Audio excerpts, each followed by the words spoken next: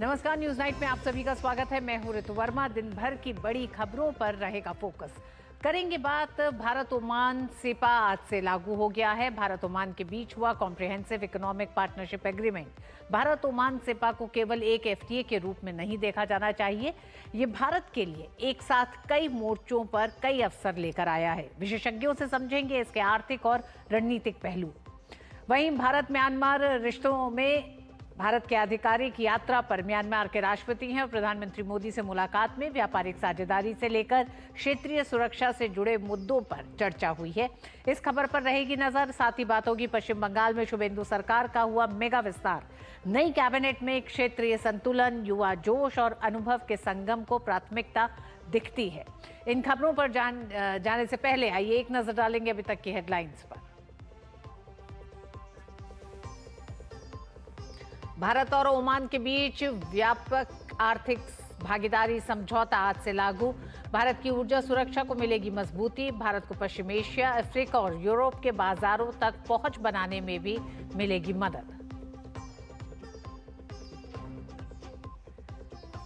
प्रधानमंत्री मोदी और म्यांमार के राष्ट्रपति की हुई मुलाकात। व्यापारिक साझेदारी से लेकर क्षेत्रीय सुरक्षा पर हुई चर्चा। दोनों पक्षों ने रुपए के भुगतान व्यवसाय के माध्यम से द्विपक्षीय रिश्तों को बढ़ावा देने पर जताई सहमति। भारत ऑस्ट्रेलिया रक्षा मंत्रियों की वार्ता में सैन्य सहयोग, समुद्री सुरक्षा और रक्षा उद्योग जैसे विषयों पर जोर। दोनों देश स्वतंत्र, खुले, समावेशी हिंद प्रशांत क्षेत्र के समर्थक।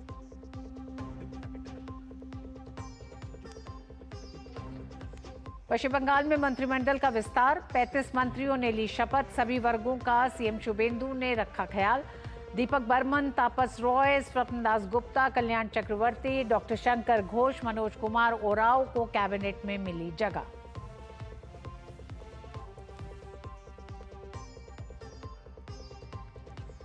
पश्चिम बंगाल में फर्जी हस्ताक्षर कांड पर सियासत गरमाई। शुभेंदु अधिकारी ने कहा, टीएमसी विधायकों की शिकायत पर ही सीआईडी ने अभिषेक बनर्जी को जारी किया नोटिस। टीएमसी ने 2 विधायकों ऋतव्रत बनर्जी और संदीपन साहा को पार्टी से तत्काल किया निष्कासित।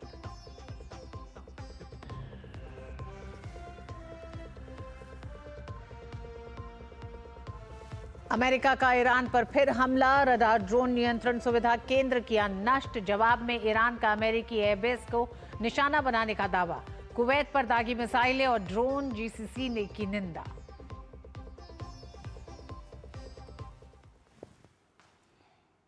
और भारत और ओमान के बीच व्यापक आर्थिक भागीदारी समझौता यानी कॉम्प्रिहेंसिव इकोनॉमिक पार्टनरशिप एग्रीमेंट आज से लागू हो गया है। इस समझौते को भारत की लुक वेस्ट और एक्ट वेस्ट नीति की दिशा में एक महत्वपूर्ण उपलब्धि माना जा रहा है। सरकार का मानना है कि यह समझौता न केवल दोनों देशों के बीच व्यापार और निवेश को नई ऊंचाइयों तक पहुंचाएगा, बल्कि भारत को पश्चिम एशिया, अफ्रीका और यूरोप के बाजारों तक पहुंच बनाने में भी मदद करेगा। भारत और ओमान के बीच ऐतिहासिक रूप से घनिष्ठ संबंध रहे हैं। दोनों देशों के बीच समुद्री व्यापार का इतिहास हजारों वर्ष पुराना है। आज भी ओमान खाड़ी क्षेत्र में भारत का एक महत्वपूर्ण रणनीतिक और आर्थिक साझेदार है। ऐसे में सीईपीए का लागू होना दोनों देशों के आर्थिक संबंधों में एक नए अध्याय की शुरुआत है। केंद्रीय वाणिज्य और उद्योग मंत्री पीयूष गोयल ने भारत ओमान मुक्त व्यापार समझौते यानी सीईपीए को भारत की वैश्विक व्यापार रणनीति का महत्वपूर्ण स्तंभ बताया। 1 जून 2026 से लागू हुए इस समझौते का उद्देश्य दोनों देशों के बीच व्यापार, निवेश और आर्थिक सहयोग को नई ऊंचाई देना है। Commerce was a way of life. Today, we formalize that way of life between Oman and India. The India-Oman Comprehensive Economic Partnership Agreement, signed 6 months ago, is entering into force today. It is not simply a trade agreement. It is a statement of civilizational trust. इस समझौते के तहत भारत को Oman के बाजार में लगभग 98% उत्पाद श्रेणियों पर शुल्क रियायत या फिर शुल्क मुक्त पहुंच मिलेगी। वस्त्र, परिधान, चमड़ा, रत्न और आभूषण, इंजीनियरिंग उत्पाद, ऑटो कंपोनेंट्स, कृषि उत्पाद, समुद्री उत्पाद, फूड प्रोसेसिंग और फार्मास्यूटिकल्स जैसे क्षेत्रों के लिए ओमान का बाजार और अब अधिक सुलभ हो जाएगा। विशेषज्ञों का मानना है कि भारतीय वस्त्र उद्योग इस समझौते का सबसे बड़ा लाभार्थी बन सकता है। भारत के कपड़ा और रेडीमेड गारमेंट उत्पाद अब कम लागत पर ओमान पहुंच पाएंगे, जिससे उनकी प्रतिस्पर्धात्मक क्षमता बढ़ेगी।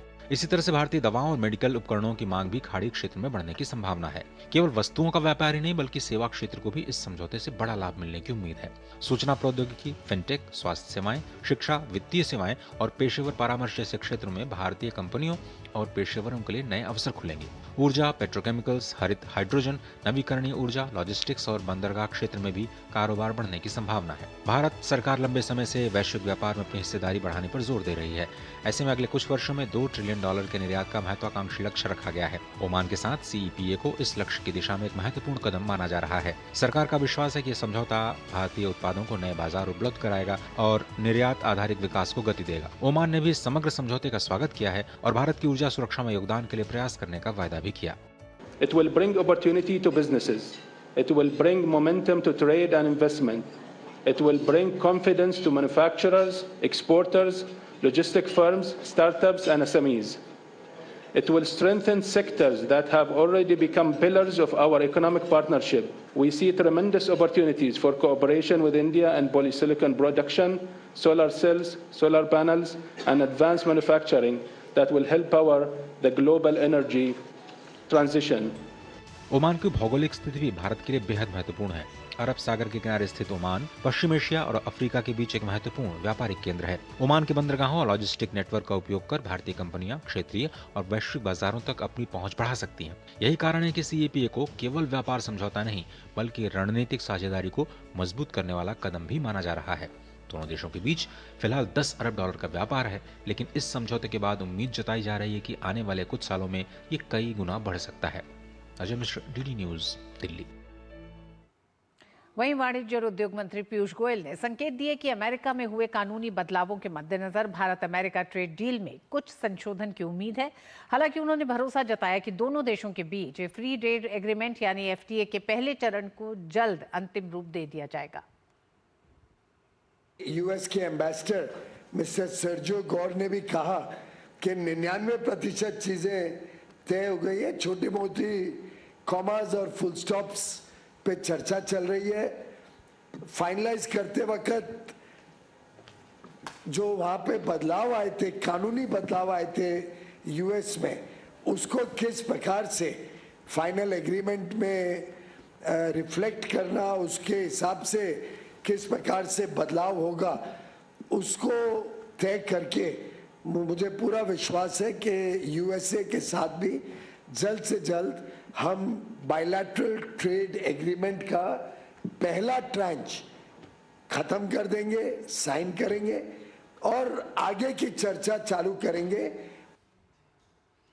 और भारत और ओमान के बीच हुए व्यापारिक समझौते का दायरा से व्यापार तक सीमित नहीं है, इसके रणनीतिक सामरिक भी एक असर देखे जा रहे हैं और मौजूदा संकट के बीच में जो इस समय सबसे ज़्यादा स्ट्रेट ऑफ हॉर्मुज में जो संकट दिखाई दे रहा है उस लिहाज से भी बेहद अहम है। और भारत के लिए ओमान क्यों ज़रूरी है, इसका जवाब सिर्फ व्यापार में नहीं बल्कि भूगोल में दिखाई देता है। खाड़ी क्षेत्र के अधिकांश क्षेत्र जो हैं वो हॉर्मुज स्ट्रेट पर ही निर्भर हैं, लेकिन ओमान इसमें थोड़ा अलग दिखाई देता है। ओमान की स्थिति इससे अलग है।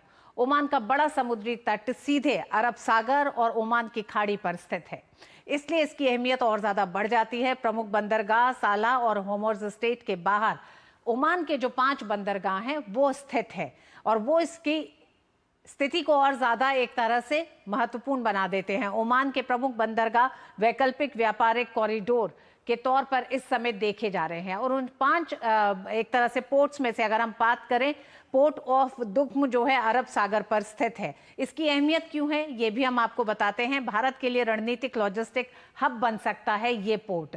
सिपा होने के बाद अब किस तरह से स्ट्रेट ऑफ हॉर्मुज के बाहर होने के कारण अधिक सुरक्षित है ये पोर्ट, ये भारत के लिए व्यापार करने के लिए बेहद अहम है। दूसरा पोर्ट सोहर पोर्ट है।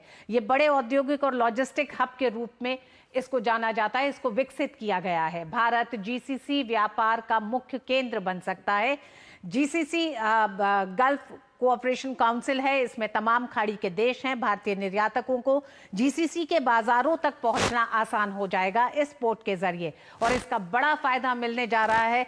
सप्लाई चेन जिस तरह से उसकी लागत में कमी आएगी, भारतीय एमएसएमई के लिए नए निर्यात अवसर मिलेंगे।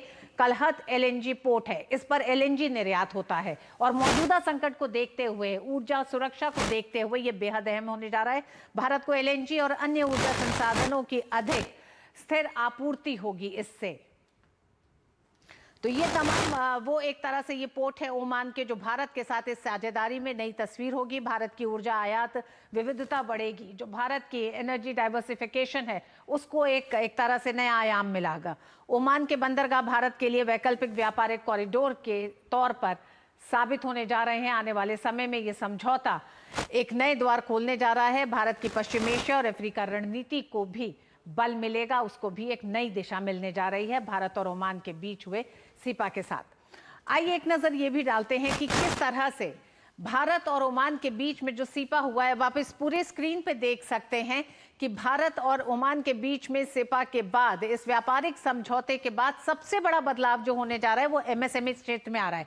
ये एमएसएमई क्षेत्र की वो तमाम इकाइयां हैं, मध्यम और छोटे उद्योग हैं भारत के, जिनको एक बड़ा एक तरह से गेम चेंजर के तौर पर भारत और ओमान के बीच जो सीपा हुआ है उसे देखा जा रहा है। क्योंकि इस समझौते के बाद अब उत्पादन में वृद्धि होगी, रोजगार सृजन होगा, निवेश प्रभाव बढ़ने जा रहा है, अंतर्राष्ट्रीय निवेश प्रभाव भी बढ़ेगा, यानी निवेश बढ़ेगा।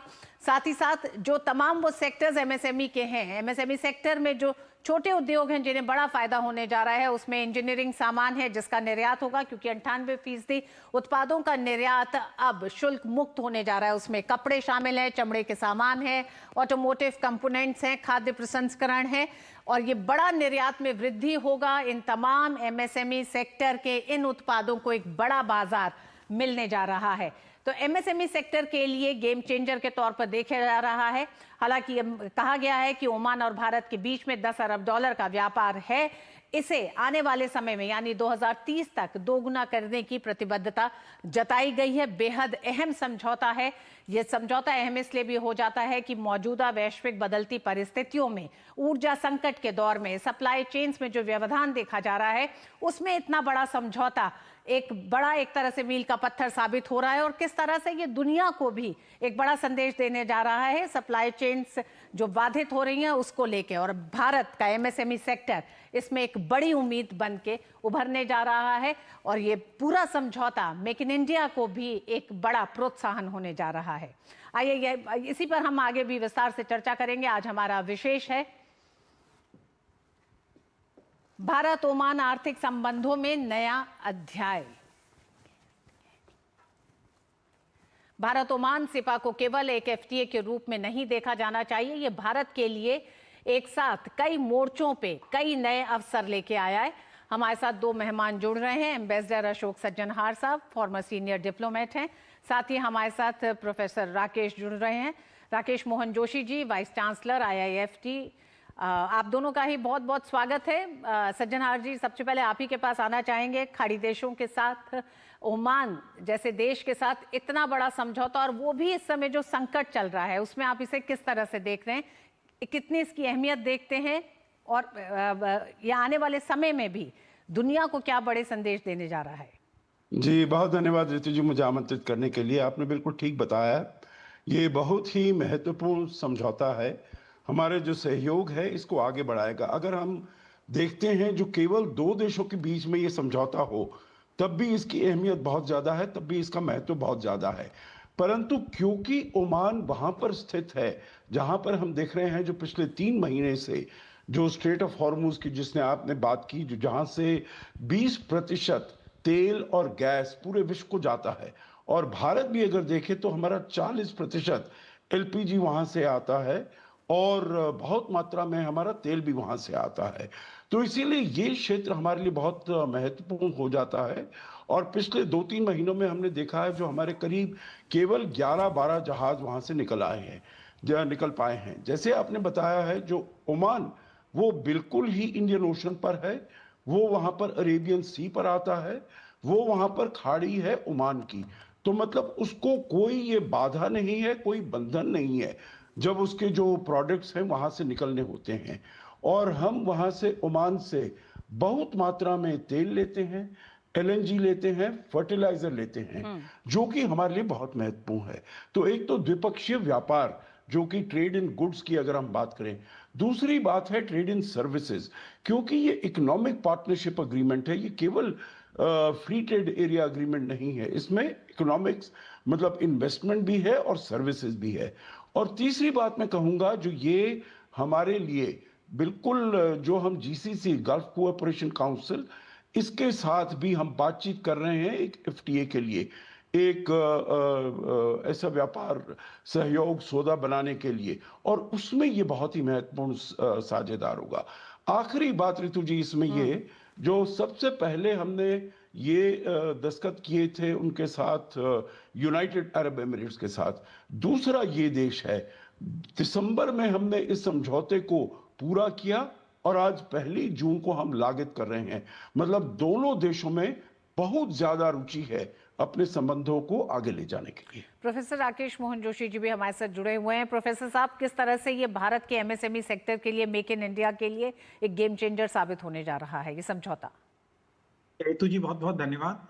और आज ये जो समझौता इन फोर्स के अंदर जो आया है 1 जून 2026, जो हमने दिसंबर में साइन किया था, ये एक ऐसे समय में हुआ है जबकि विश्व एक बहुत ही अनिश्चितता की स्थिति में से गुजर रहा है, and there is a total uncertainty in the market. और स्पेशली जो स्ट्रेट ऑफ हार्मुज का जो ब्लॉकेज और वो मंथ बाई मंथ बढ़ता जा रहा है। लगभग 28 फरवरी से जो लड़ाई शुरू हुई है ईरान, अमेरिका और इजराइल, और उसमें और भी कई देश चपेट में आए हैं, तो उससे स्ट्रेट ऑफ हार्मुज बंद हुआ है, उससे ये पूरा रास्ता चौक हो गया है। और भारत का अधिकतर तेल, पेट्रोलियम, गैस, एलएनजी, एलपीजी और फर्टिलाइजर, ये हमारा बहुत ज्यादा उस पर डिपेंडेंस है। और उसके अंदर जो परेशानी हुई है तो उसमें दो चीजें, एक तो it's a very strategic one, because Oman's जो सिचुएशन लोकेशन है वो स्टेट ऑफ हार्मुज से बाहर है, so we bypass the problem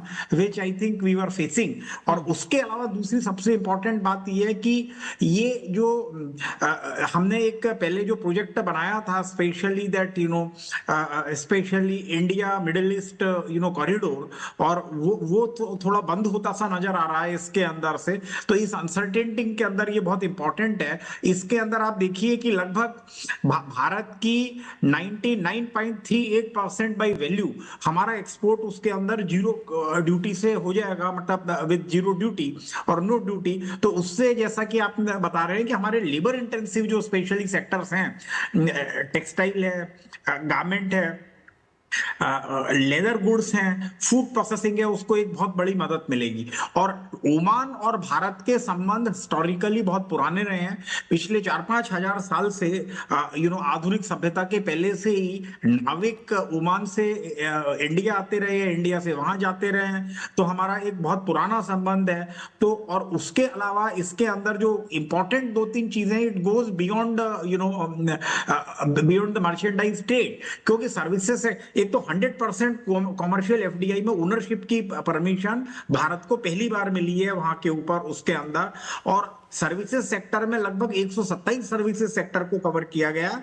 और उसके अलावा जो इलेंट मोबिलिटी है, प्रोफेशनल मोबिलिटी है, जिसको मोड 4 ऑफ द गेट्स हम कहते हैं, उसके अंदर काफी फैसिलिटी का सुधार हुआ है।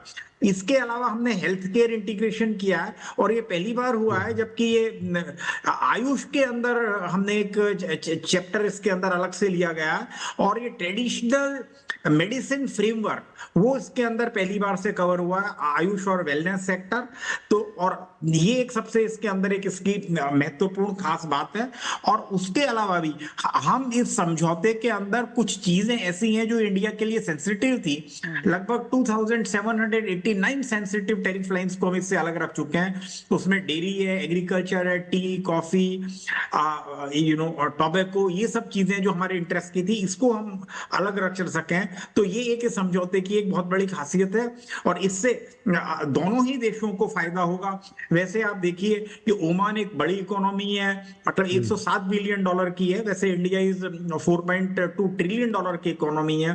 ग्रोथ रेट ओमान की जो है वो लगभग 2.5% के करीब है, जबकि जीडीपी उनका हमसे काफी अच्छा है, ऑलमोस्ट 42,000। तो ये टोटल मर्चेंडाइज ट्रेड जो है हमारा इस समय दोनों देशों का, ये लगभग 11-12 बिलियन डॉलर के करीब रहा है। हमारा एक्सपोर्ट उनको कम है और हमारा इंपोर्ट उनसे ज्यादा है, क्योंकि हम पेट्रोलियम उनसे मंगाते हैं। बट आज ही आपने जैसा कि प्रेस कॉन्फ्रेंस के ड्यूरिंग में देखा कि जैसा पंकज खिमजी ने बताया, जो ओमान के रिप्रेजेंटेटिव थे और नेगोशिएटर भी थे, तो उन्होंने बताया कि फार्मास्यूटिकल एक ऐसा सेक्टर है, अनएक्सप्लोर्ड सेक्टर, जिसके अंदर हमको फायदा होने वाला है।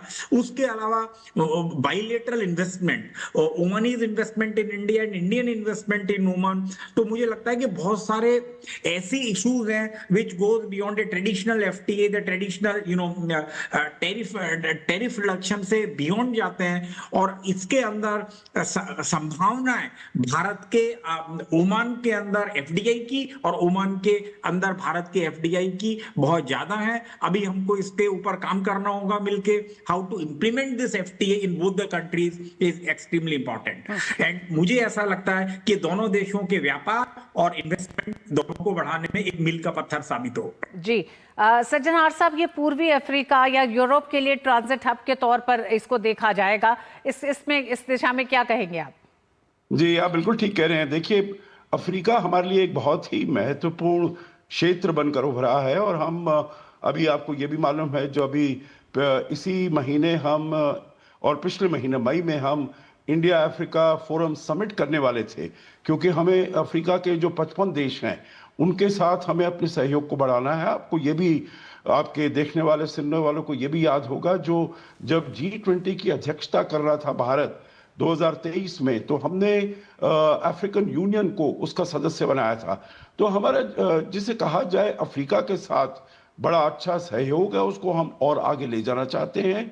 और ये हमारा, हम जिसे कहा जाए, और voice of the global south बनकर हम उभरे हैं।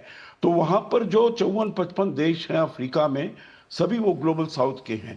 तो ओमान है वो हमारे लिए एक बहुत ही अच्छा गेटवे बन सकता है, एक तो वेस्ट एशिया के लिए, पश्चिम एशिया के लिए, क्योंकि ये एक बहुत ही महत्वपूर्ण देश है।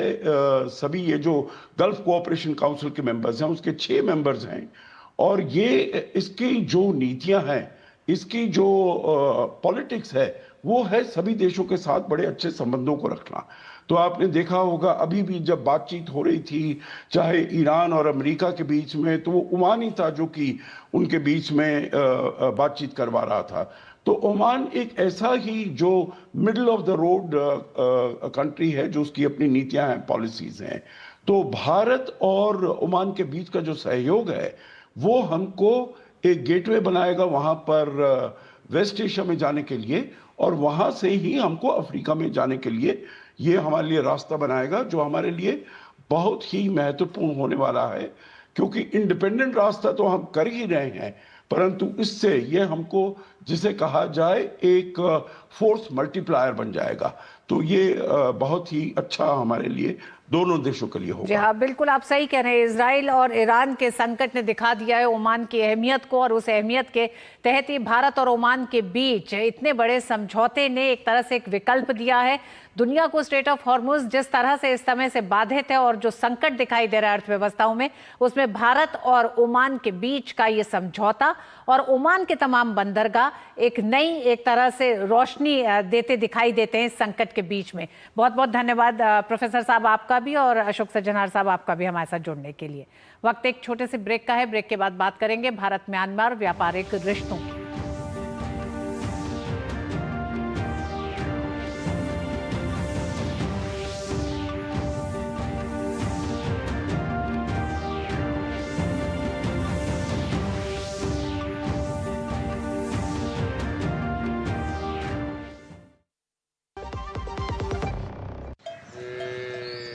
वाह, गाय तुम्हारी माता है ना? तो पशुहार के नाम पर जहर क्यों खिलाता है? अनसन हटा, दिल से खिला, सिर्फ कपिला, देश का नंबर 1 पशु आहार। बड़ी बहू, ये तुम्हारी नाम। इतनी भी क्या जल्दी थी? अरे और छोटी, ये तुम्हारे नाम। और ये मेरी गुड़िया के नाम। पर दादी, हाँ आपके नाम? सब कुछ मैंने बैंक, लॉकर, फिक्स डिपॉजिट सब में इन्हें ही तो नॉमिनी बनाया है। कल जब मैं ना रहूं तब पैसे मिलने में इन्हें आसानी हो। शुभ शुभ बोलो। क्या? आरबीआई कहता है जानकार बनिए, सतर्क रहिए।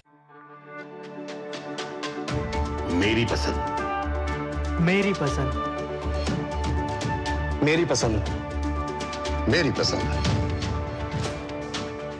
हमारी पसंद, हम सबकी पसंद। मजबूत देश का मजबूत सरिया हो गया स्टील। बीमारी हुई तो पता लगा कि हॉस्पिटल का बिल ऑफिस के हेल्थ इंश्योरेंस से कई गुना ज्यादा है। काश मैंने हेल्थ इंश्योरेंस लिया होता। पॉलिसी बाजार पे 1 करोड़ का हेल्थ इंश्योरेंस सिर्फ 550 रुपए महीने से शुरू। गोल्डी छोले मसाले, जहाँ जाए रिश्ते बनाए। गोल्डी लाए हैं फ्रेश लॉक टेक्नोलॉजी, जो रखे मसालों को हर समय फ्रेश। म्यांमार के राष्ट्रपति यू मिन आंग लाइंग ने आज नई दिल्ली स्थित राष्ट्रपति भवन में राष्ट्रपति द्रौपदी मुर्मू से मुलाकात की। राष्ट्रपति ने म्यांमार के राष्ट्रपति का गर्मजोशी से स्वागत किया। राष्ट्रपति मुर्मू ने कहा कि साझा बौद्ध विरासत और मजबूत सांस्कृतिक रिश्ते भारत म्यांमार संबंधों को विशेष आत्मीयता और मजबूती प्रदान करते हैं। उन्होंने कहा कि म्यांमार दक्षिण पूर्व एशिया के लिए भारत का प्रवेश द्वार है। उन्होंने शांति और सुलह के प्रयासों में म्यांमार के प्रति भारत के अटूट समर्थन का आश्वासन दिया। भारत और म्यांमार दो ऐसे पड़ोसी देश हैं जिनके रिश्तों में सांस्कृतिक एकरूपता के साथ साथ व्यापार, कनेक्टिविटी और सुरक्षा की अहम भूमिका है। दोनों देशों ने एक समय साथ अंग्रेजों के खिलाफ लड़ाई लड़ी और आज बदलती विश्व व्यवस्था के बीच सहयोग के नए आयाम पर आगे बढ़ने को तैयार है। नई दिल्ली में प्रधानमंत्री नरेंद्र मोदी और म्यांमार के राष्ट्रपति की मुलाकात में दोनों देशों ने आर्थिक और रणनीतिक साझेदारी को और मजबूत करने पर जोर दिया। अहम बात यह है कि म्यांमार के राष्ट्रपति का यह पहला विदेशी दौरा है और इसका मतलब यह है कि वे अंतर्राष्ट्रीय संबंधों में संतुलन बना के चलने के इच्छुक हैं। देखिए हमारे संवाददाता अखिलेश सुमन की एक खास रिपोर्ट। म्यांमार के राष्ट्रपति यू मिन आंग लाइंग अपनी 5 दिनों की यात्रा पर भारत में हैं। सोमवार को उन्होंने प्रधानमंत्री नरेंद्र मोदी के साथ शिखर वार्ता की। प्रधानमंत्री नरेंद्र मोदी और राष्ट्रपति लाइंग के बीच हुई वार्ता में स्वास्थ्य, शिक्षा, ऊर्जा, डिजिटल टेक्नोलॉजी, आर्टिफिशियल इंटेलिजेंस और अंतरिक्ष जैसे क्षेत्रों में सहयोग बढ़ाने पर सहमति बनी। दोनों पक्षों ने विकास सहयोग और कनेक्टिविटी परियोजनाओं को प्राथमिकता देने की बात कही। म्यांमार को भारत के लिए आसियान का द्वार माना जाता है। Both sides underlined the importance of connectivity for people-to-people contacts and agreed to work as quickly as possible towards the completion of the Kaladan multimodal transit transport project, as well as the Kalewa Yaji segment of the India-Myanmar-Thailand trilateral highway. बैठक में Bharat Myanmar सीमा की स्थिति पर गंभीर चर्चा हुई। प्रधानमंत्री नरेंद्र मोदी ने चिंता जताई कि सीमा के आसपास सक्रिय सशस्त्र गुटों और म्यांमार सेना के बीच संघर्ष का असर भारतीय इलाकों पर पड़ रहा है। प्रधानमंत्री नरेंद्र मोदी ने म्यांमार के राष्ट्रपति से आग्रह किया कि घरेलू सैन्य कार्रवाइयों के दौरान भारतीय सीमा के भीतर रहने वाले लोगों की सुरक्षा सुनिश्चित की जानी चाहिए। रोहिंग्या सहित म्यांमार से भारत आने वाले शरणार्थियों का मुद्दा भी बैठक में उठा कि शरणार्थियों की वापसी के लिए एक स्थापित तंत्र मौजूद है और दोनों पक्ष लगातार संपर्क में हैं। भारत ने यह भी बताया कि हाल के दिनों में कई लोगों को वापस भेजा गया है, लेकिन भारत की तरफ से ये भी कहा गया कि संबंधित इलाके की जनता के जीवन स्थिति में सुधार म्यांमार में शांति के लिए आवश्यक है। जो शरणार्थियों का मामला है वो थोड़ा सा और पेचीदा मामला है। उसमें शरणार्थियों को वापस भेजे जाने का एक प्रणाली है, उसको लेके एक मैकेनिज्म है और दोनों देश के जो हमारे अथॉरिटीज हैं वो आपस में एक दूसरे से कांटेक्ट में हैं कि उनको कैसे वापस भेजा जाएगा। मैं आपसे कह सकता हूं कि कई लोगों को वापस भेजा भी गया है पिछले 2 सालों में। प्रधानमंत्री नरेंद्र मोदी ने म्यांमार में जारी शांति प्रक्रिया और लोकतंत्र की बहाली पर भी जोर दिया। उन्होंने कहा कि स्थायी शांति के लिए सभी जातीय समूहों और हितधारकों को साथ लेकर चलना जरूरी है। भारत ने साफ किया कि वो म्यांमार के साथ संवाद और सहभागिता की नीति पर कायम है और अलगाव को समाधान नहीं मानता। न ही भारत म्यांमार के अंदरूनी मामलों में हस्तक्षेप करेगा। बैठक में भारत म्यांमार थाईलैंड जैसे रणनीतिक रोड कनेक्टिविटी परियोजनाओं की प्रगति की समीक्षा भी हुई। सुरक्षा चुनौतियों के कारण कुछ परियोजनाओं की रफ्तार प्रभावित हुई है, लेकिन भारत ने कहा कि स्थानीय समन्वय और कामगारों की सुरक्षा सुनिश्चित कर काम आगे बढ़ाया जा रहा है। म्यांमार के राष्ट्रपति ने भरोसा दिलाया कि उनकी सरकार इन परियोजनाओं को पूरा कराने में पूरा सहयोग देगी। व्यापार और आर्थिक सहयोग पर भी दोनों नेताओं ने चर्चा की। दोनों पक्षों ने रुपये क्याद भुगतान व्यवस्था के माध्यम से भी द्विपक्षीय व्यापार को सुगम और बढ़ावा देने पर सहमति जताई। भारत और म्यांमार के बीच द्विपक्षीय व्यापार $2 अरब से अधिक का है। इसमें और नया आयाम जोड़ने के लिए दोनों देशों के बीच दुर्लभ खनिज पदार्थों पर सहयोग बढ़ाने पर भी सहमति बनी। इस क्रम में म्यांमार के राष्ट्रपति ने ग्रेटर नोएडा स्थित NTPC एनर्जी टेक्नोलॉजी सेंटर का दौरा भी किया।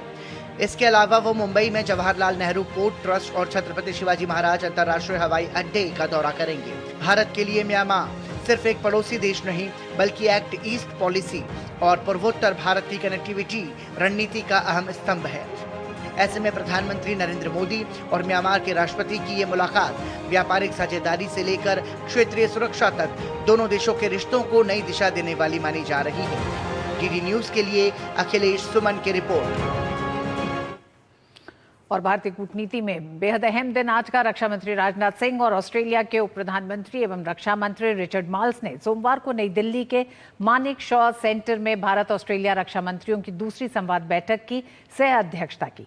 दोनों मंत्रियों ने द्विपक्षीय संबंधों में हुई महत्वपूर्ण प्रगति का स्वागत किया और 9 अक्टूबर 2025 को हुई पहली संवाद बैठक के बाद से बड़े परामर्श और सहयोग पर विचार विमर्श किया। रक्षा मंत्री राजनाथ सिंह और ऑस्ट्रेलिया के उप प्रधानमंत्री एवं रक्षा मंत्री रिचर्ड माल्स के बीच नई दिल्ली में एक महत्वपूर्ण उच्च स्तरीय द्विपक्षीय वार्ता हुई। इस महत्वपूर्ण बैठक की सह अध्यक्षता भारत के रक्षा मंत्री राजनाथ सिंह और ऑस्ट्रेलिया के उप प्रधानमंत्री एवं रक्षा मंत्री रिचर्ड माल्स ने की। बैठक में दोनों देशों के रक्षा संबंधों की व्यापक समीक्षा की गई और भविष्य में सहयोग को और गहरा करने पर विस्तृत चर्चा हुई। दोनों देशों ने द्विपक्षीय रक्षा सहयोग के पूरे दायरे की समीक्षा की। इसके साथ ही भारत ऑस्ट्रेलिया ने इसे संवाद व सहयोग को और आगे बढ़ाने के तरीकों पर चर्चा की। I hope that in the coming years we work with a renewed momentum, effectively contributing to growth of bilateral defense relations. Excellency, today is the 5th anniversary of elevation of our relations to comprehensive strategic partnership. I appreciate the significant strides made in our bilateral relationship across a wide range of sectors, from political exchanges to defense partnership. बैठक में दोनों देशों ने इस बात पर संतोष व्यक्त किया कि पिछले कुछ वर्षों में भारत और ऑस्ट्रेलिया के रक्षा संबंध अभूतपूर्व रूप से मजबूत हुए हैं। दोनों पक्षों ने रक्षा और सैन्य सहयोग को और गहरा करने, संयुक्त सैन्य अभ्यासों का विस्तार करने, समुद्री सुरक्षा सहयोग बढ़ाने, रक्षा उद्योगों के बीच साझेदारी मजबूत करने और नई रक्षा प्रौद्योगिकियों के क्षेत्र में सहयोग को आगे बढ़ाने की प्रतिबद्धता दोहराई।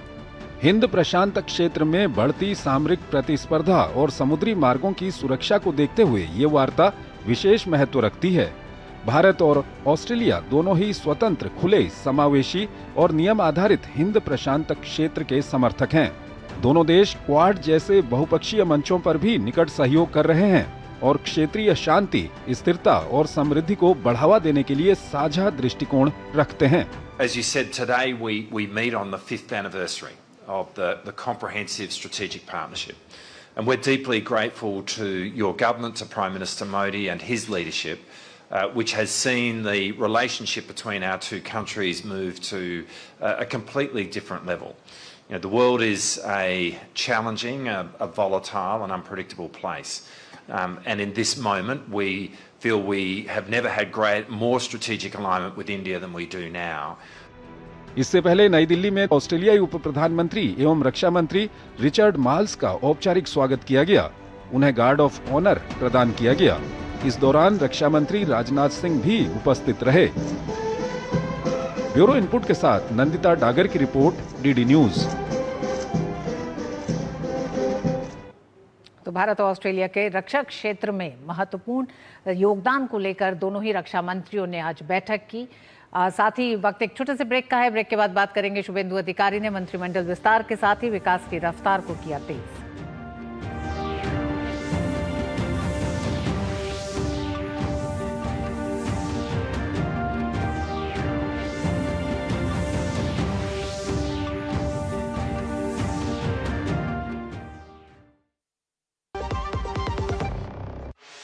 गंभीर हार्ट अटैक के बाद रीवा के जिला अस्पताल में भर्ती मऊगंज के गोविंद लाल तिवारी को इलाज के लिए एयर एम्बुलेंस से भोपाल भेजा गया। वहीं संदीप सिंह को किडनी फेलियर और सांस की तकलीफ से बचाने के लिए सिंगरौली से भोपाल भेजा गया। ये सब कुछ संभव हो पाया प्रधानमंत्री श्री नरेंद्र मोदी के मार्गदर्शन और मुख्यमंत्री डॉक्टर मोहन यादव के कुशल नेतृत्व में मध्य प्रदेश में संचालित पीएम श्री एयर एम्बुलेंस सेवा से, जो रोगियों के लिए वरदान बन गई है। मई 2024 से प्रारंभ हुई इस सेवा से 140 से अधिक लोग हुए लाभान्वित। आयुष्मान कार्ड धारकों को एयरलिफ्ट से लेकर प्रदेश के अंदर और बाहर सभी आयुष्मान मान्यता प्राप्त अस्पतालों में मुफ्त इलाज की सुविधा। गैर आयुष्मान श्रेणी के मरीजों का प्रदेश के अंदर सशुल्क एयरलिफ्ट और शासकीय अस्पतालों में इलाज। सड़क हादसे, औद्योगिक दुर्घटना या प्राकृतिक आपदाओं के घायलों के लिए भी मुफ्त एयर एम्बुलेंस की सुविधा। मध्य प्रदेश सरकार के द्वारा घोषित गरीब से गरीब आदमी की जान बचाने के लिए एयर एम्बुलेंस की सुविधा की जो सौगात दी गई है, वो एक बार फिर हमारे लिए लाभकारी सिद्ध हुई है। कई सारे लोगों की हमने इस तरह से जान भी बचाई है और मदद भी की है। हमारी सरकार गरीब से गरीब आदमी के जीवन में ये मदद करने के लिए तत्पर है। माननीय मुख्यमंत्री मोहन यादव जी का बहुत बहुत धन्यवाद करते हैं। इस योजना को चला करके गरीबों के लिए एक वरदान सिद्ध साबित किए। पीएम श्री एयर एम्बुलेंस में प्रशिक्षित डॉक्टर और पैरामेडिकल स्टाफ की व्यवस्था। जब धरती चीर कर निकलता है लोहे का पत्थर और मिलता है मोंगिया के जोश से, फिर तपता है, पिघलता है और बनता है फौलाद। अब होता है सरिया सारी खूबियों के साथ। मोंगिया स्टील, मजबूत देश का मजबूत सरिया। गोल्डी छोले मसाले, जहाँ जाए रिश्ते बनाए। गोल्डी लाए हैं फ्रेश लॉक टेक्नोलॉजी, जो रखे मसालों को हर समय फ्रेश। पश्चिम बंगाल में मंत्रिमंडल के विस्तार के साथ ही शुभेंदु सरकार ने विकास को भी रफ्तार दी है। नई कैबिनेट में क्षेत्रीय संतुलन, युवा जोश और अनुभव के संगम को प्राथमिकता दी है। तो वहीं दूसरी तरफ पिछले एक सप्ताह से बंगाल की राजनीति में साइन कार्ड को लेकर जबरदस्त सियासी घमासान जारी है। पश्चिम बंगाल विधानसभा चुनाव हारने के बाद टीएमसी में लगातार उथल पुथल मची हुई है। टीएमसी ने अपने 2 विधायकों ऋतव्रत बनर्जी और संदीपन साहा को पार्टी से निष्कासित कर दिया है।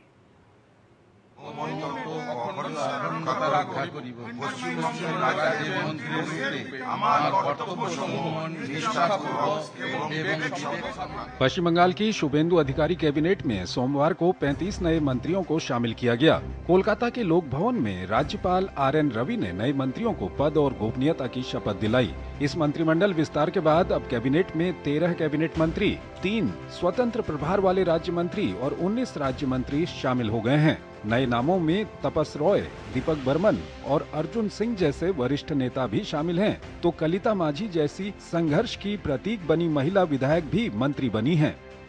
मंत्रिमंडल विस्तार के साथ ही राज्य सरकार ने महिला सशक्तिकरण की दिशा में एक बड़ी कल्याणकारी योजना का शुभारंभ किया है। अब राज्य की सरकारी बसों में महिलाओं के लिए यात्रा पूरी तरह निःशुल्क होगी। ये सुविधा शहरी, उपनगरीय और लंबी दूरी की सभी सरकारी बसों में उपलब्ध कराई गई है। महिलाओं के लिए मुफ्त बस सेवा शुरू होने के दिन महिला एवं बाल कल्याण मंत्री अग्निमित्रा पॉल गड़ियाहाट मोड़ से सरकारी बस में सवार होकर अपने विभाग के कार्यालय पहुंची।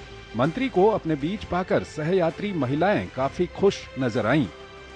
थैंक यू इसके लिए गवर्नमेंट को भी, लेडीज के लिए जितना भी हो सके कर रहे हैं, लेकिन थोड़ा उन्नत होगा तो और भी अच्छा है हम लोग के लिए।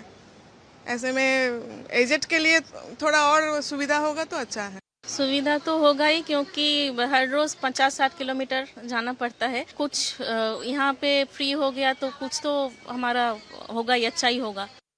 सिर्फ आधार कार्ड हम दिखाया आज शिवड़ी का टिकट किया। तो हम लोग को तो जाना आना होता है 1 महीने 2 महीने बाद, लेकिन जाएंगे तो और अच्छा होगा। हम लोग जो पैसा जो देते थे, हम शिवड़ी हम जाते हैं तो उसको 180 रुपया लेते थे भाड़ा। इस भाड़ा को हमको बहुत सेफ्टी मिल गया। वहीं साइन कांड में टीएमसी पूरी तरह घिर गई है। पिछले 1 सप्ताह से बंगाल की राजनीति में साइन कांड को लेकर जबरदस्त सियासी घमासान जारी है। इसी मामले में तृणमूल के राष्ट्रीय महासचिव अभिषेक बनर्जी को शनिवार को नोटिस देकर सोमवार को भवानी भवन में पूछताछ के लिए बुलाया गया था। हालांकि समय की मांग करते हुए अभिषेक सोमवार को पेश नहीं हुए। मंत्रिमंडल विस्तार के बाद मुख्यमंत्री शुभेंदु अधिकारी ने बड़ा खुलासा करते हुए बताया कि तृणमूल के 2 विधायकों ऋतव्रत बंदोपाध्याय और संदीपन साहा की लिखित शिकायत के आधार पर ही स्पीकर के निर्देश पर विधानसभा सचिवालय ने हेयर स्ट्रीट थाने में शिकायत दर्ज कराई थी। मुख्यमंत्री के इस खुलासे के तुरंत बाद टीएमसी ने ऋतव्रत बंदोपाध्याय और संदीपन साहा को पार्टी से निष्कासित कर दिया। टीएमसी बंगाल का जनता का साथ तो भ्रष्टाचार किया है, अभी उनका खुद एमएलए का साथ भ्रष्टाचार कर रहा है। टीएमसी चोर है, अपने खुद चुने हुए एमएलए का सिग्नेचर चोरी कर रहा है। संदीपन साहा ने पार्टी से निष्कासित होने के बाद टीएमसी नेतृत्व पर सवाल खड़े करते हुए कहा कि जो लोग नैतिकता का काम कर रहे हैं उनके लिए पार्टी में कोई जगह नहीं है। गलत काम करने वाले लोगों को ही समर्थन किया जाता है, जो नैतिकता का काम करते हैं, जो सही काम करते हैं, उनके पार्टी में कोई जगह नहीं है। ये आज हो गया, प्रमाण हो चुका है। जहां एक तरफ प्रदेश के नए मुख्यमंत्री अपनी जबरदस्त कार्य क्षमता और नई नई योजनाओं से जनता का दिल जीत रहे हैं, वहीं लंबे समय तक प्रदेश में राज करने वाली पार्टी टूट के कगार पर नजर आ रही है।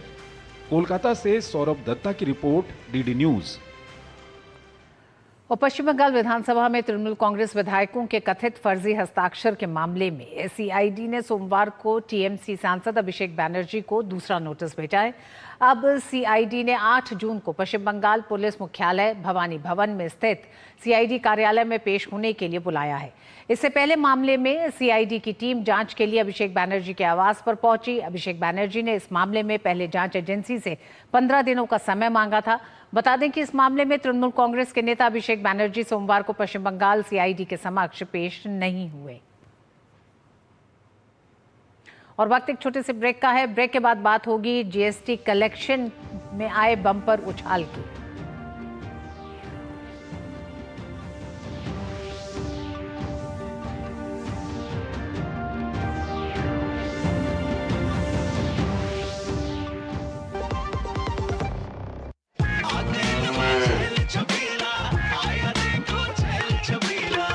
एक कपिला, अरे भाई सब एक ही जैसा होता है।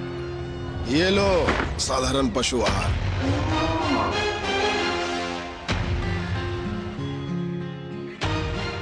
इस देश की हर माँ, बच्चे, बूढ़े, जवान, खिलाड़ी, डॉक्टर, इंजीनियर, सबको गाय भैंस की दूध की शक्ति पर भरोसा है। पर जब इन पशुओं को कपिला पशु आहार मिलेगा, तभी तो दूध सिर्फ ज्यादा ही नहीं, शक्ति से भरपूर भी होगा। और ये सच जानते हुए चंद पैसों के लिए तुम देश का भरोसा तोड़ दो। माफ कीजिए। कपिला पशु आहार, देश का नंबर 1 पशु आहार। वीडियो लाइक करने के पैसे मिलेंगे। So easy. अनजान लिंक्स पर क्लिक मत कीजिए। आरबीआई कहता है जानकार बनिए, सतर्क रहिए। मेरी पसंद, मेरी पसंद, मेरी पसंद, मेरी पसंद, हमारी पसंद, हम सबकी पसंद। मजबूत देश का मजबूत सरिया हो गया स्टील। अरे ऋषि, आज स्कूल नहीं गए? 3 महीने से फीस नहीं भर पाई तो निकाल दिया स्कूल ने। कहीं आपके बाद आपके बच्चों के सपने न टूट जाए। आज ही लीजिए पॉलिसी बाजार ऐप पर 1 करोड़ का टर्म इंश्योरेंस सिर्फ 410 रुपए महीने से शुरू।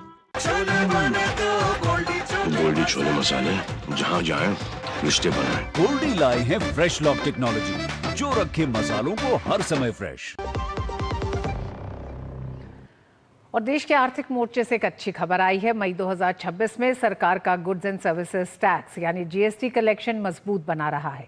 आधिकारिक आंकड़ों के मुताबिक मई के महीने में देश का सकल जीएसटी संग्रह 1.94 लाख करोड़ रुपए रहा, जो पिछले वर्ष के मई महीने के 1.88 लाख करोड़ रुपए की तुलना में 3.2 अधिक है। वहीं शुद्ध जीएसटी राजस्व 1.67 लाख करोड़ रुपए रहा, जिसमें 3.3% की वृद्धि दर्ज की गई। आयात से मिलने वाला जीएसटी राजस्व 19.1% से बढ़कर 59,654 करोड़ रुपए पहुंच गया, जिससे कुल संग्रह को मजबूती मिली। आयात ने जीएसटी की रफ्तार को लगातार बढ़ाया है।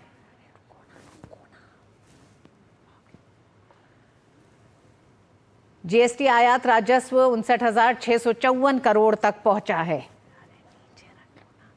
ये रिफंड 27,281 करोड़ रुपए रहा, जो पिछले वर्ष की तुलना में 2.6% अधिक है। वहीं शुद्ध जीएसटी संग्रह बढ़कर 1,66,904 करोड़ रुपए पहुंच गया। सरकार ने आंकड़ों के साथ एक महत्वपूर्ण स्पष्टीकरण भी दिया है। मई 2025 के जीएसटी संग्रह में एक दूरसंचार कंपनी द्वारा स्पेक्ट्रम आवंटन के लिए किया गया लगभग 10,000 करोड़ रुपए का एक मुश्त भुगतान शामिल था।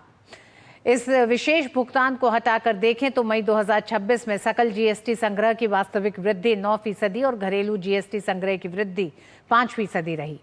इसी तरह समायोजित शुद्ध जीएसटी राजस्व में 10.1% की वृद्धि दर्ज की गई।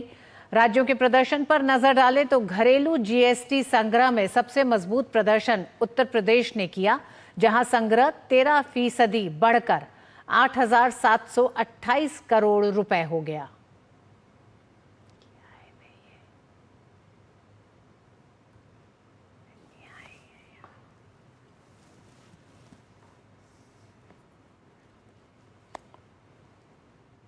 तो जीएसटी में बम्पर उछाल देखा गया है अप्रैल के महीने में। वहीं केंद्र की नरेंद्र मोदी सरकार सत्ता में अपने 12 साल पूरे कर रही है। इन 12 सालों में मोदी सरकार के तमाम फैसलों से देश विकसित भारत की ओर बढ़ रहा है।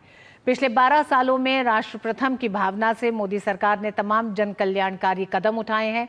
मोदी सरकार के 12 सालों के कामकाज पर डीडी न्यूज एक सीरीज चला रहा है, जिसमें हम दिखा रहे हैं कि कैसे इन सालों में सरकार के बड़े फैसलों से तमाम क्षेत्रों में बदलाव आए हैं। तो आइए देखते हैं हमारी खास सीरीज विकसित भारत की ओर बढ़ते कदम।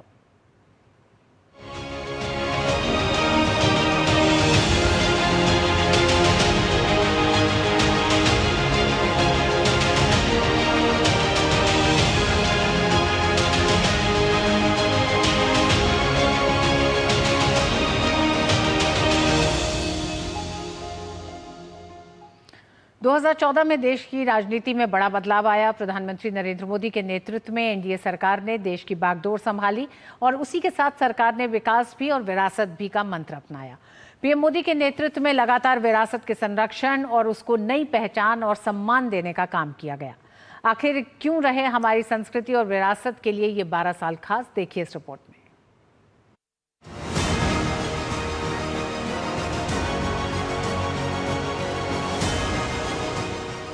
भारत, जहां सभ्यता हजारों वर्षों पुरानी है, जहां संस्कृति केवल इतिहास नहीं बल्कि जीवन का आधार है। पिछले 12 वर्षों में प्रधानमंत्री मोदी के नेतृत्व में भारत ने अपनी सांस्कृतिक विरासत, आध्यात्मिक पहचान और सभ्यतागत गौरव को नई ऊर्जा दी है। करीब 500 वर्षों के लंबे इंतजार के बाद अयोध्या में रामलला अपने भव्य मंदिर में विराजमान हुए। 5 अगस्त 2020 पीएम मोदी द्वारा भूमि पूजन और शिलान्यास। 22 जनवरी 2024 रामलला प्राण प्रतिष्ठा। 25 नवंबर 2025 मंदिर शिखर पर धर्म ध्वजारोहण। आज अयोध्या केवल एक तीर्थ नहीं बल्कि भारत की सांस्कृतिक आत्मा, लोकतांत्रिक प्रक्रिया और राष्ट्रीय चेतना का प्रतीक बन चुकी है। काशी को नई भव्यता देने का सपना प्रधानमंत्री मोदी ने देखा। 13 दिसंबर 2021 को दुनिया ने देखा भव्य श्री काशी विश्वनाथ कॉरिडोर। करीब 355 करोड़ रुपए की इस परियोजना ने आस्था और आधुनिक सुविधाओं का अद्भुत संगम प्रस्तुत किया। अब गंगा घाट सीधे बाबा विश्वनाथ धाम से जुड़ चुके हैं और करोड़ों श्रद्धालुओं की यात्रा पहले से कहीं अधिक सरल हो गई है। भारत की प्राचीन ज्ञान परंपरा को संरक्षित करने के लिए ज्ञान भारतम मिशन की शुरुआत। देश भर की लाखों पांडुलिपियों को डिजिटाइज कर भारत की बौद्धिक विरासत को भविष्य के लिए सुरक्षित किया जा रहा है। पुरानी सरकारों ने पांडुलिपियों की उपेक्षा करके जो गलती की थी, आज हम उसका सुधार कर रहे हैं। हमने इसके लिए ज्ञान भारतम मिशन शुरू किया है। इस काम में हम टेक्नोलॉजी का इस्तेमाल कर रहे हैं। इस मिशन के तहत प्राचीन पांडुलिपियों का डिजिटाइजेशन किया जा रहा है, उनका वैज्ञानिक तरीके से संरक्षण हो रहा है। स्कैनिंग, केमिकल ट्रीटमेंट और डिजिटल संग्रह जैसे सभी प्रयास इस दिशा में हो रहे हैं। 127 वर्षों बाद भगवान बुद्ध से जुड़े पवित्र पिपरवा अवशेष अपनी जन्मभूमि भारत लौटे। ये केवल अवशेषों की वापसी नहीं थी, बल्कि भारत की सभ्यतागत विरासत, आस्था और सांस्कृतिक अस्मिता की पुनर्प्राप्ति थी। हांगकांग में इन पवित्र अवशेषों की नीलामी को भारत सरकार के निर्णायक हस्तक्षेप ने रोका। जुलाई 2025 में इन अमूल्य धरोहरों को सफलतापूर्वक भारत वापस लाया गया। थाईलैंड, वियतनाम, भूटान, मंगोलिया और कई देशों में बुद्ध अवशेष प्रदर्शनियां। नई दिल्ली में the light and the lotus प्रदर्शनी, पहली बार पिपरवा रत्न अवशेषों का हुआ पुनर्मिलन। एक भारत श्रेष्ठ भारत अभियान ने देश की विविध संस्कृतियों को भावनात्मक रूप से जोड़ने का कार्य किया। इस भावना को आगे बढ़ाया काशी तमिल संगमम ने। काशी से तमिलनाडु तक संतों, विद्वानों, कलाकारों और युवाओं का ये संगम भारत की सांस्कृतिक एकता का जीवंत उदाहरण बन गया। प्रधानमंत्री मोदी के नेतृत्व में सरकार ने सिख समुदाय से जुड़े धार्मिक, ऐतिहासिक और सामाजिक मुद्दों पर कई बड़े कदम उठाए। जलियांवाला बाग स्मारक का पुनर्निर्माण, स्वदेश दर्शन योजना के तहत सिख हेरिटेज सर्किट का विकास, साहिबजादों के सर्वोच्च बलिदान व अटूट साहस को नमन, वीर बाल दिवस की शुरुआत, गुरु नानक देव जी की 550वीं जयंती और गुरु गोविंद सिंह जी के प्रकाश पर्व का राष्ट्रीय अंतर्राष्ट्रीय स्तर पर भव्य आयोजन। प्रधानमंत्री मोदी समय समय पर विभिन्न धर्मों के धर्म गुरुओं और प्रतिनिधि मंडलों से संवाद करते रहे हैं। अंतर धार्मिक सम्मेलनों में भी उन्होंने सर्वधर्म सम्मान और सामाजिक सद्भाव का संदेश दिया। हाल के वर्षों में प्रधानमंत्री मोदी ने क्रिसमस समारोह में सहभागिता कर और ईसाई समुदाय के साथ संवाद बढ़ाकर आपसी विश्वास और सौहार्द को मजबूत किया। दाऊदी बोहरा समुदाय और प्रधानमंत्री नरेंद्र मोदी के बीच बेहद करीबी और सौहार्दपूर्ण संबंध रहे हैं। सितंबर 2018 में प्रधानमंत्री मोदी इंदौर में दाऊदी बोहरा समुदाय के धार्मिक कार्यक्रम में शामिल हुए थे। ये किसी भी भारतीय प्रधानमंत्री द्वारा समुदाय के कार्यक्रम में की गई पहली भागीदारी थी। आज भारत अपनी विरासत को केवल सहेज नहीं रहा, बल्कि उसे आधुनिक भारत की शक्ति और वैश्विक पहचान में बदल रहा है। और यही मोदी सरकार के 12 वर्षों में भारत के सांस्कृतिक पुनर्जागरण की सबसे बड़ी तस्वीर बनकर उभरा है।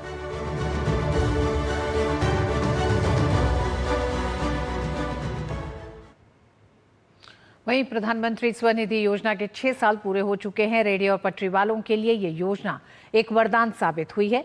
योजना के अंतर्गत 1 करोड़ 5 लाख से अधिक ऋण स्वीकृत किए गए हैं। इनकी कुल राशि 17,800 करोड़ रुपए से अधिक है। पीएम स्वनिधि योजना के तहत अभी तक 75.5 लाख से अधिक लाभार्थियों को 1 करोड़ 12 लाख से ज्यादा ऋण वितरित किए जा चुके हैं। इन ऋणों का कुल मूल्य 17,800 करोड़ रुपए से अधिक है। पीएम स्वनिधि योजना के अंतर्गत 34,81,000 महिला रेहड़ी पटरी वालों को सशक्त बनाया गया है। पूरे देश में महिला रेहड़ी पटरी वालों को 51,84,000 ऋण बांटे गए हैं और 55 लाख रेहड़ी पटरी वालों को डिजिटल रूप से जोड़ा गया है। लाभार्थियों की औसत आय से सालाना 20% की बढ़ोतरी भी दर्ज की गई है। 30% से ज्यादा रेहड़ी पटरी वालों ने इस योजना के अंतर्गत मिलने वाले ऋण के अलावा भी क्रेडिट हासिल किया है। पीएम स्वनिधि के जरिए लाखों लोग पहली बार बैंकिंग सिस्टम से जुड़े हैं और औपचारिक अर्थव्यवस्था का हिस्सा बने हैं। प्रधानमंत्री ने सभी लाभार्थियों को शुभकामनाएं देते हुए उनके दृढ़ संकल्प और उद्यमशीलता की सराहना की। पीएम मोदी ने सोशल मीडिया साइट एक्स पर साझा किए एक अपने संदेश में लिखा कि आज हम पीएम स्वनिधि योजना के 6 साल पूरे होने का जश्न मना रहे हैं। इस योजना से अनगिनत रेहड़ी पटरी वालों के जीवन में बदलाव आया है।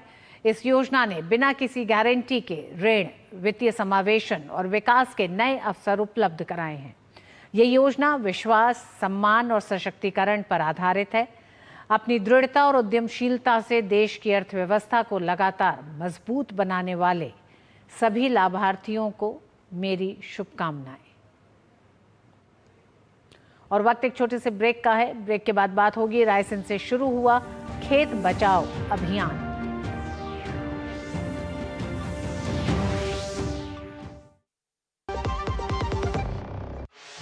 गंभीर हार्ट अटैक के बाद रीवा के जिला अस्पताल में भर्ती मऊगंज के गोविंद लाल तिवारी को इलाज के लिए एयर एम्बुलेंस से भोपाल भेजा गया। वहीं संदीप सिंह को किडनी फेलियर और सांस की तकलीफ से बचाने के लिए सिंगरौली से भोपाल भेजा गया। ये सब कुछ संभव हो पाया प्रधानमंत्री श्री नरेंद्र मोदी के मार्गदर्शन और मुख्यमंत्री डॉक्टर मोहन यादव के कुशल नेतृत्व में मध्य प्रदेश में संचालित पीएम श्री एयर एम्बुलेंस सेवा से, जो रोगियों के लिए वरदान बन गई है। मई 2024 से प्रारंभ हुई इस सेवा से 140 से अधिक लोग हुए लाभान्वित। आयुष्मान कार्ड धारकों को एयरलिफ्ट से लेकर प्रदेश के अंदर और बाहर सभी आयुष्मान मान्यता प्राप्त अस्पतालों में मुफ्त इलाज की सुविधा। गैर आयुष्मान श्रेणी के मरीजों का प्रदेश के अंदर सशुल्क एयरलिफ्ट और शासकीय अस्पतालों में इलाज। सड़क हादसे, औद्योगिक दुर्घटना या प्राकृतिक आपदाओं के घायलों के लिए भी मुफ्त एयर एम्बुलेंस की सुविधा। मध्य प्रदेश सरकार के द्वारा घोषित गरीब से गरीब आदमी की जान बचाने के लिए एयर एम्बुलेंस की सुविधा की जो सौगात दी गई है, वो एक बार फिर हमारे लिए लाभकारी सिद्ध हुई है। कई सारे लोगों की हमने इस तरह से जान भी बचाई है और मदद भी की है। हमारी सरकार गरीब से गरीब आदमी के जीवन में ये मदद करने के लिए तत्पर है। माननीय मुख्यमंत्री मोहन यादव जी का बहुत बहुत धन्यवाद करते हैं। इस योजना को चला करके गरीबों के लिए एक वरदान सिद्ध साबित किए। पीएम श्री एयर एम्बुलेंस में प्रशिक्षित डॉक्टर और पैरामेडिकल स्टाफ की व्यवस्था। गोल्डी छोले मसाले, जहाँ जाए रिश्ते बनाए। गोल्डी लाए हैं फ्रेश लॉक टेक्नोलॉजी, जो रखे मसालों को हर समय फ्रेश। और मध्य प्रदेश के रायसेन जिले से देशव्यापी खेत बचाओ अभियान का शुभारंभ हो गया है। केंद्रीय कृषि मंत्री शिवराज सिंह चौहान की पहल पर शुरू हुए इस अभियान का उद्देश्य मिट्टी की सेहत बचाना, संतुलित उर्वरक उपयोग को बढ़ावा देना और किसानों को टिकाऊ खेती के लिए जागरूक करना है। अभियान के शुभारंभ के अवसर पर देश भर के कृषि वैज्ञानिक, कृषि विश्वविद्यालय, कृषि वैज्ञानिक केंद्र और विभिन्न राज्यों के कृषि विभाग भी जुड़े रहे। देखिए इस रिपोर्ट को। मुझे दीजिए अनुमति। न्यूज नाइट में आज बस इतना ही। नमस्कार।